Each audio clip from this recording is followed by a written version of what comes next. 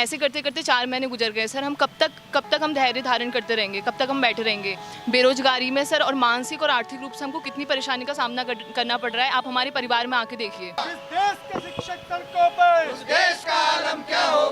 2017 से अब ये भर्ती आई थी और अब जाके 5 वर्ष में लगभग ये पूरी होने को है और तब इस समय जो है ये बंद हो चुकी, मतलब रोक लग चुकी है इसमें। इसको जो है जल्दी से सरकार शॉर्ट आउट करके हमको शीघ्र नियुक्ति दे।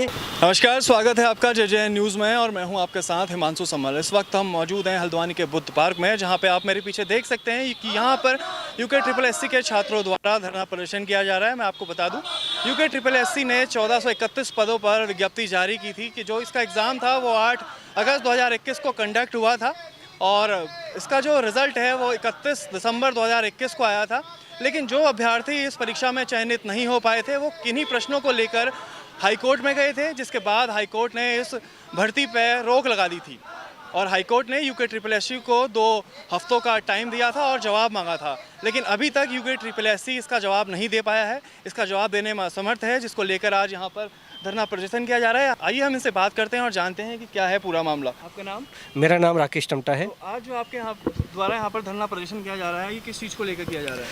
हमारा धरना प्रदर्शन सर, ये उत्तराखंड सरकार में वर्ष 2020 में 1431 पदों पर सहायक अध्यापक की एक भर्ती आई थी और अभी 2022 में तक वो पूरी नहीं हो पाई है और हम सब जो अभ्यर्थी हैं उसमें चयनित अभ्यर्थी हैं।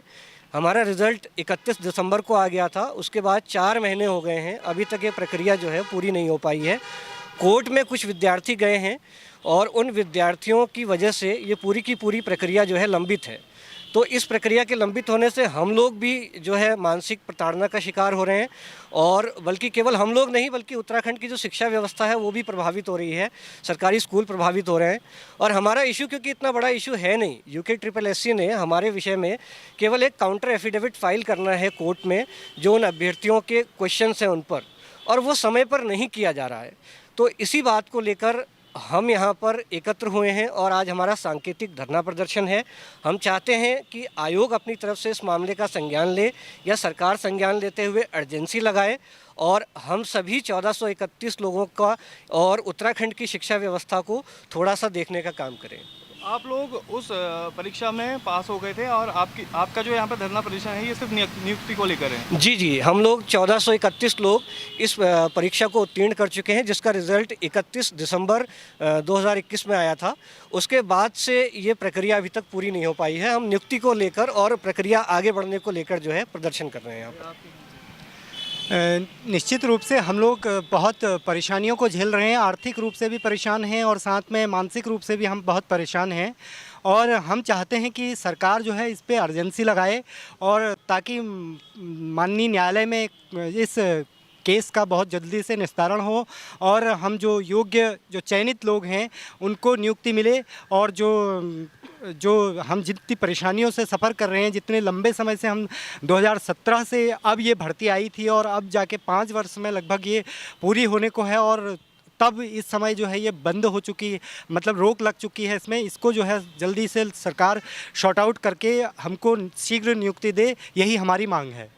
इसमें एक चीज़ मैं जोड़ना चाहूँगा सर कि ये जो प्रक्रिया है, पूरा हमारा जो केस चल रहा है, ये प्रश्नों को लेकर विवाद है। जो अभ्यर्थी गए हैं वो क्वेश्चंस को लेकर कोर्ट में गए हैं और इसमें सुप्रीम कोर्ट का एक क्लियर कट फैसला है कि यदि कोई अभ्यर्थी किसी प्रश्न पर आपत्ति करता है तो ऐसी स्थिति में आयोग के द्वारा एक्सपर्ट्स का एक पैनल होता है, उसकी राय अंतिम मानी जाती है और आयोग भी जो है NCERT या कुछ जो उनकी मान्य पुस्तकें हैं उसको आधार मानकर ही तय करता है। तो इतनी सी बात को प्रूफ करने में या इसको सिद्ध करने में इतना लंबा समय नहीं लगना चाहिए। तो हम चाहते हैं कि आयोग इस बात को शीघ्र से शीघ्र अतिशीघ्र इसको करने का काम करे। इसी बात को लेकर हम सब एकत्रित हैं और आने वाले समय में भी हम देहरादून में हमारा जो है धरना प्रदर्शन इसके बाद होने वाला है। तो ये जो प्रश्नों की आपने बात की है, तो ये प्रश्न जो परीक्षा में आए हुए प्रश्न हैं वो हैं या फिर कुछ और प्रश्न को लेकर वो लोग गए? ये प्रश्न परीक्षा में आए हुए प्रश्न हैं और 4 प्रश्न ऐसे हैं जिनको लेकर विवाद उत्पन्न हुआ था, जिसमें 2 प्रश्न हिंदी के, 2 प्रश्न अन्य विषय साइकोलॉजी के हैं।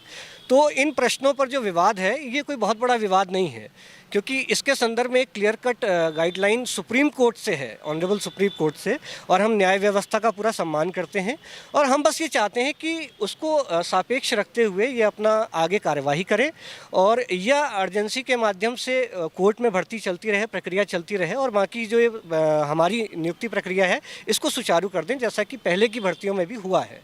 तो इन चीज़ों को लेके हम अपनी मांग यहाँ पर रख रहे हैं। तो आइए, हमारे साथ यहाँ पे कुछ महिलाएं भी मौजूद हैं, हम उनसे बात करेंगे कि उनका क्या कहना है। तो जैसे कि हमने उनसे बात की, उन्होंने बोला कि जो प्रश्न आए हुए थे वो गलत हैं, तो आपका क्या कहना है? एक्चुअली ऐसा है ना, आप एक रेफरेंस बुक लेके चलेंगे तो एनसीईआरटी जो है वो एक रेफरेंस बुक होती है, तो उसी के हिसाब से आंसर्स जो है फाइनल होते हैं और आयोग उसी को फाइनल मानता है। तो ऐसे तो किसी भी बुक में कुछ भी आंसर हो सकता है, बहुत सारी बुक्स हैं, तो स्टूडेंट्स जो है उनके हिसाब से चल के मान के चल रहे हैं कि हाँ इस बुक में ये आंसर है, लेकिन आप तो फाइनली जो है वो एनसीईआरटी को ही जो है फाइनल माना जाएगा जो भी उसमें आंसर होगा। जो भी जो प्रश्न आते हैं, जो उनके उत्तर होते हैं, वो एनसीईआरटी में जो आंसर है उन्हीं के आधार पर फाइनल होते हैं। और जो बच्चे पास हुए हैं वो एनसीईआरटी की बुक पढ़ के ही पास हुए हैं।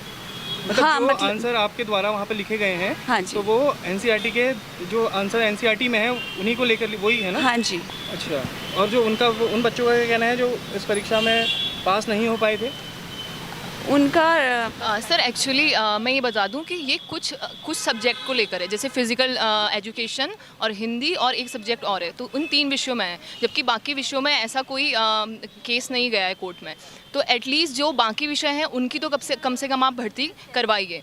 स्टे सब पे लगा दिया गया है, पूरी भर्ती प्रक्रिया पे स्टे लगवा दिया गया है। तो हमारी ये रिक्वेस्ट है कि जल्द से जल्द पहले तो आयोग अपना काउंटर फाइल करे वहाँ पे कोर्ट में और अर्जेंसी लगा के, ताकि क्योंकि टाइम हमको एक महीने की डेट मिल रही है, ऐसे करते करते 4 महीने गुजर गए सर। हम कब तक हम धैर्य धारण करते रहेंगे, कब तक हम बैठे रहेंगे बेरोजगारी में सर, और मानसिक और आर्थिक रूप से हमको कितनी परेशानी का सामना करना पड़ रहा है। आप हमारे परिवार में आके देखिए।